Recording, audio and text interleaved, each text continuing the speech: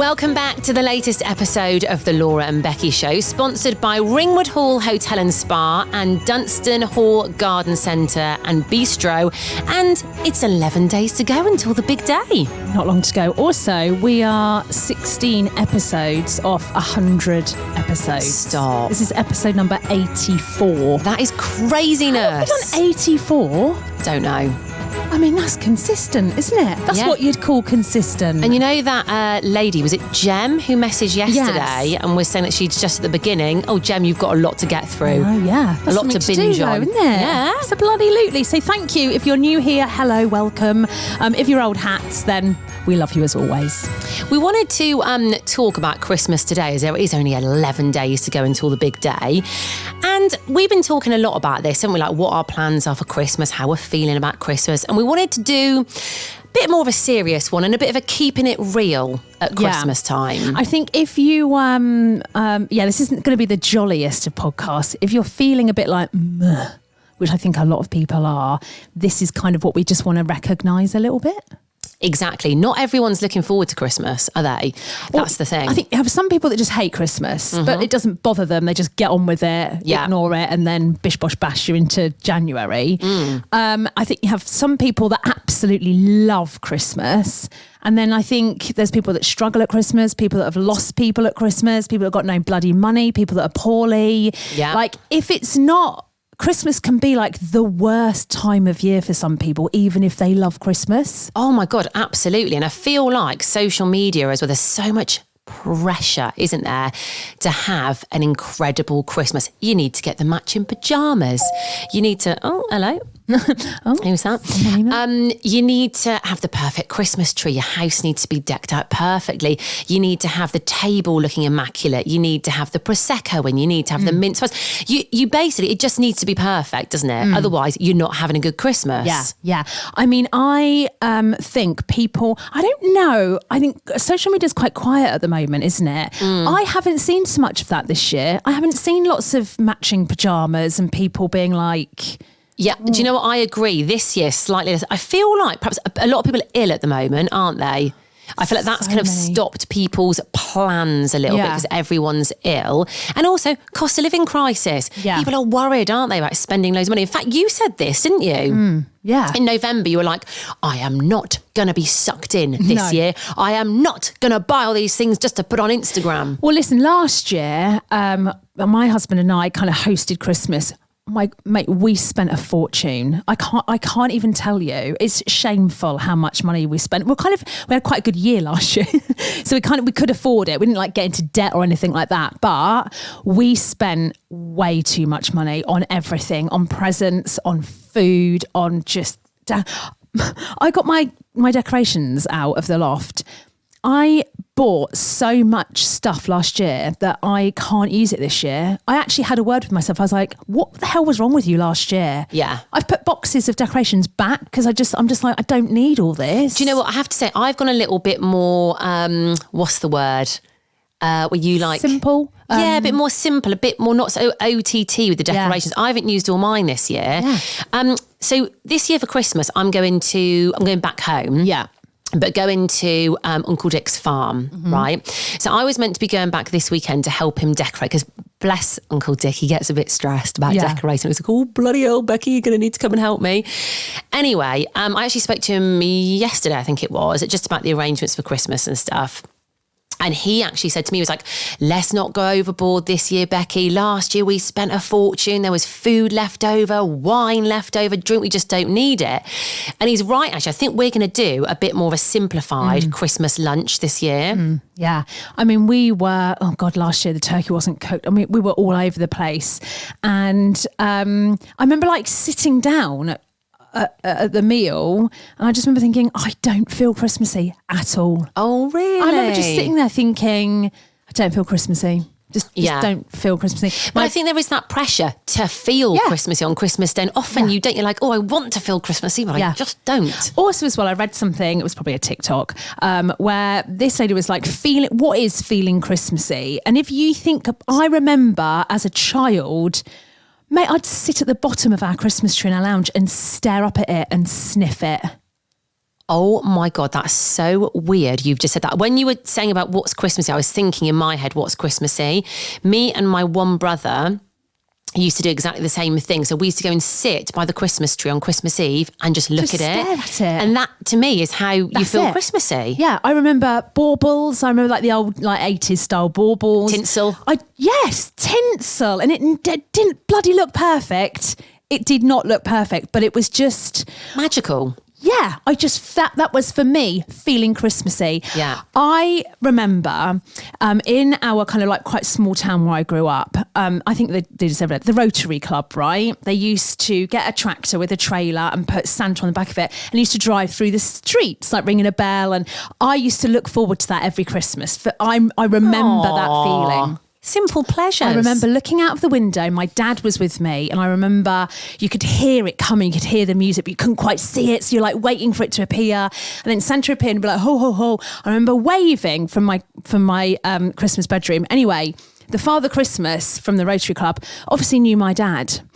But I just thought it was Father Christmas. He looked up at me and my dad waving from the window and he went, ho, ho, ho, hello, Richard, and said hello to my dad. And I remember going, and I remember looking up at my dad and thinking, Father Christmas knows my dad. Yeah. It's such a core memory. I remember that. And I remember thinking like, that's how I felt at Christmas. Yeah. You always remember like the lights, the trees, the things you did. You never bloody remember what you got though. Do you know what? I think I put a quote on my Instagram saying something like that because I'd seen it on somebody else's and it's so, so true. It's not actually about the presents, is it? It's about how you were made to feel. Yeah. This year with Lil, I'm, again, being a lot more chilled out about stuff. Mm-hmm. In fact, this is really bad. So last year, we had Christmas at Uncle Dick's farm again, and Lily was with me then. And she had so many presents there. And we did go OTT. Anyway, because I was living in the apartment at the time, we couldn't bring them all back. So her presents from last year are still all at the farm, right? So she basically hasn't had her Christmas presents free. She plays with them at the farm, hasn't brought them back. Yeah. So I'm kind of thinking, I'm going to be there. Yeah, rewrap them and just give her those. But I'm kind of like, she's still got all of those toys that are like new because she hasn't had them here. And what, am I going to buy her a load of new ones again? And you know, like the pressure as well to kind of like do stuff with your kids through December. And this definitely comes from social media as well. Like go to all the grottos, go to all the Christmas Hall things, go to this, go to that. And again, I've just picked a couple of things to do this year because it gets out of control. And actually, it's those one-off little special things that you remember, isn't it? Not all the like going on Santa's bloody Polar Express all the time and afternoon tea here and it's crazy. Yeah. And I think it's like, for example, at the moment, we've got like snow and stuff. That's what they'll remember, like snowing in December and sledging and doing stuff like that. Yeah. Not spending a load of money. We've both been to London, haven't we, in the last week or so. Yeah. And it was really nice, but it's so expensive. Oh my days. Yeah. And you kind of do it just to go, I've been to London to see the lights. Yeah. Tick. Yeah. And then that's it. That's that. Yeah. Yeah, I was exhausted as well. I spent way too much money. But I think as well, so I think there's like the money aspect. Obviously, there's a cost of living crisis at the moment. And a lot of people we speak to, a lot of like people that we work with are saying people are worried about after Christmas. So they're really holding back because next January, February and March are going to be quite difficult months with heating bills. Yeah. Absolutely. So I think people maybe, I don't know, it just seems this year, I don't know, maybe it's just people I've unfollowed on Instagram so I don't see all that bloody matching pyjamas, which by the way, matching Christmas pyjamas are great. Like, great if you've got them. Yeah, but it's the pressure, isn't it? It's the pressure to do it. A lot of people we know as well seem to be splitting up, don't they? Or have split earlier this year. So I always think that's one for people at Christmas as well, is when you've split with somebody and then you're suddenly on your own and you're kind of like dreading Christmas. And then you look through Instagram or social media and you see all these couples like dancing in the snow. I've seen a lot of couples dancing in the snow. Shut up. Yeah, I swear Who are to God, they? don't know. But I was literally like... What, are they doing a waltz or something? No, they were kind of like, just like running up to each other and then like dancing as snowfall's coming down. And that can tip you over the edge. Who does if you're that? single at Christmas, you're like, oh God, I've got no one to dance in the snow with. God, kill me now. I'll dance in the snow with you. Do you want to do that today? Yeah. Because I think the snow might melt. I'll help you out. Well, we went on a walk yesterday, didn't we? And it was all snowy and everything, but we had to avoid lots of dog poo. Shit. Yeah, so that was the reality of our walk. I think social media's got a lot to say for it. I think there are people that are ill. I think look at me yesterday crying at EastEnders, for God's sake. I think you feel very emotional. If you've lost someone, which you have this year, it's all the memories, isn't it? And you think, oh God, how am I going to get through this? Well, Christmas is really nostalgic, isn't it? And that's the time when all the family normally comes together. So if you're missing a family at that time, you really notice it. Christmas has been a bit like this for me for the last 4 years, because I've lost someone every year. So each year you kind of you dread Christmas a bit because you notice that person's not there. But it's a really weird one this year because our family now looks completely different to Christmas, sort of 2-3 years ago. And when you're quite a small family and you've lost a lot of people, or even one really, you really notice it. It leaves a real hole. So there was a really weird moment, actually. Again, I was talking to Uncle Dick on the phone just about Christmas plans and things, and he was getting what food and whatnot. Anyway, he wanted to order the turkey, and it was me and my brother together, and we were on the phone to him, and we were adding up who was going to be there for Christmas Day. And we were like, right, yeah, boom, boom, boom, they're going to be there. And we had to recount about 3 times because we were like, hang on, no, we're missing someone. Hang on, blah, blah, blah, blah, blah. And we were like, no, it's because they've died. God. And it was a horrible, horrible feeling. Yeah. And in our family, it's kind of like the older generation have all gone now. They're like the head of our family kind of thing. So now it's all just the young ones left, but there's not many of us left. Yeah. And it's a really kind of unsettling feeling, knowing they're not going to be there, because it kind of used to revolve around the olds a little bit. Well, the kids, but also the olds. And we'd always be like, oh, what are they going to want for their lunch? And we're going to need to make sure grandma and granddad have got their lunch and everything. But to not have that this year, it just means Christmas is going to look completely different. And that's definitely given me some anxiety this year about Christmas, for sure. And you've not got Lily, have you? I've not got Lily either. And that's kind of fine, because we do a year on, a year off, and I had her last year, and she's really looking forward to being with her dad and with his family. But for me, it just bring up those kind of oh God, I haven't got Lil. I'm not going to see her opening her stocking and her excited little face. So yeah, I'm definitely anxious about Christmas this year. You know what you need to do? Get drunk. Drink. Yeah, that's what I was going to say. Yeah, you get yourself down there. You have a drink in your hand.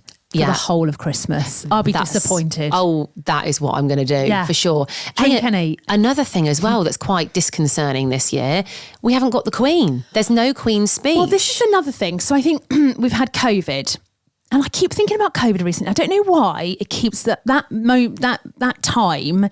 I keep thinking about it. All seems like a little bit of a dream now. It didn't really happen. So we had 2 really bad Christmases with COVID, didn't we? Is it 2 bad or just 1? No, 2. 2, wasn't it?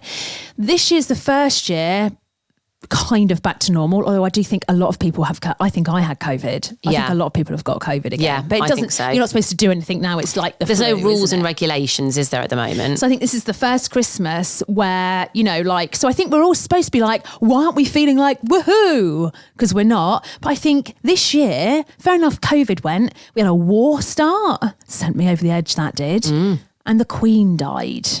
It's been a heavy year. Yeah. Isn't it? A really heavy year. These big, massive things keep happening, don't they? So I think we just need next year, touch wood, to have some nice news. Also as well, and we've spoken about this, I feel like probably we're suffering the effects of COVID, like long COVID, and just the effects of such a big thing happening. You don't just get over it like that, do you? I still can't taste Muller yogurts. Really? I love a Muller corner. I bloody love those yogurts, right? I still cannot taste them. My favourite bit's the little fruity bit. Yeah. I can't taste it. That's so weird, isn't it? So annoying. Who were we talking to yesterday? It was like, oh, COVID's a year on. I've still got... Oh, it was Chris, wasn't it?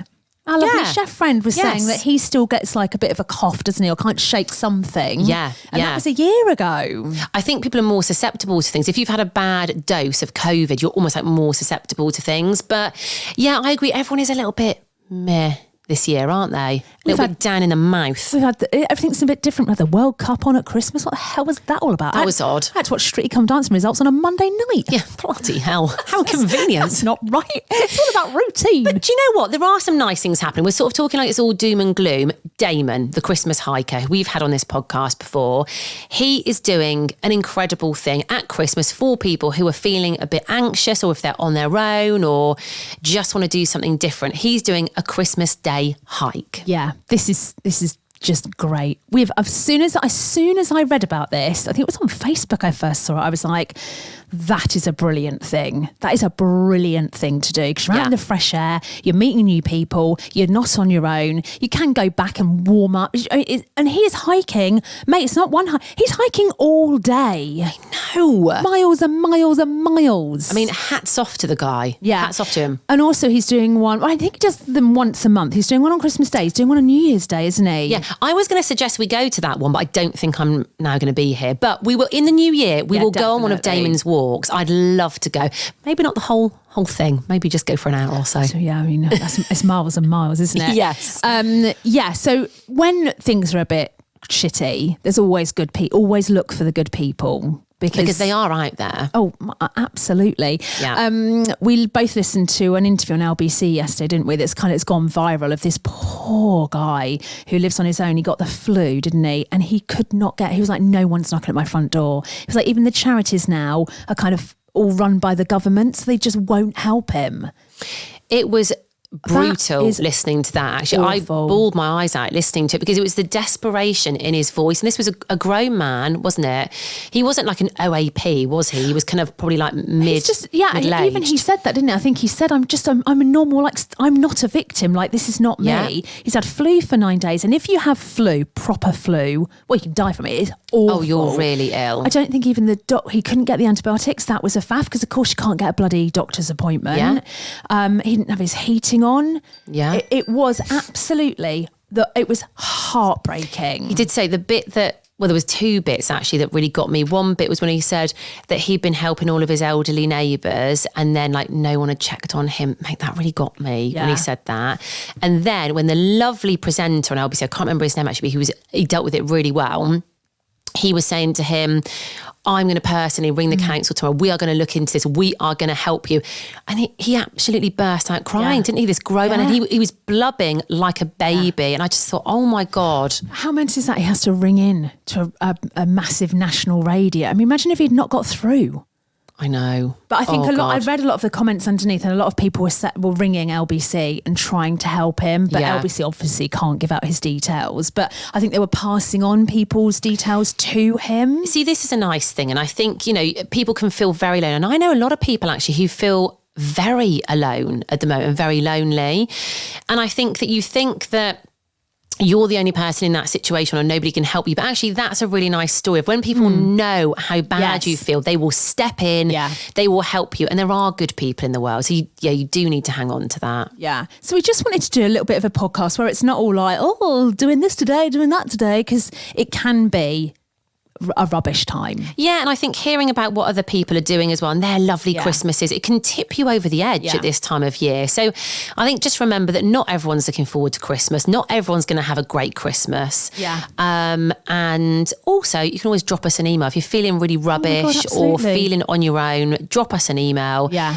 Or go on Damon's walk on Christmas Day. Yeah. Just FYI, I'm not feeling that Christmassy. I have to say, I've lost the will to buy presents and wrap. I'm just a bit like, But I think what I'm going to do, and we always say this, I'm going to let the feeling sit there. I'm not going to worry about it. That's how you feel. Hopefully soon I'll feel a bit Christmassy. I don't know if you will this year. See, I'm the opposite. I'm feeling very festive this year. I'm quite organised with everything, but I've definitely got that bit of anxiety about Christmas Day. Yeah. But it's one day, guys, as well. We need to remember it's just one day, and then it will be over. And then we'll be in a new year, new you. Exercise and health, and we'll all go on that again. And do you know what? January's worse for me than Christmas, actually. It's a bit like, ugh. No, what we're going to do is we're going to cheer people up in January. Are we? Oh, we're going to bring the joy in January.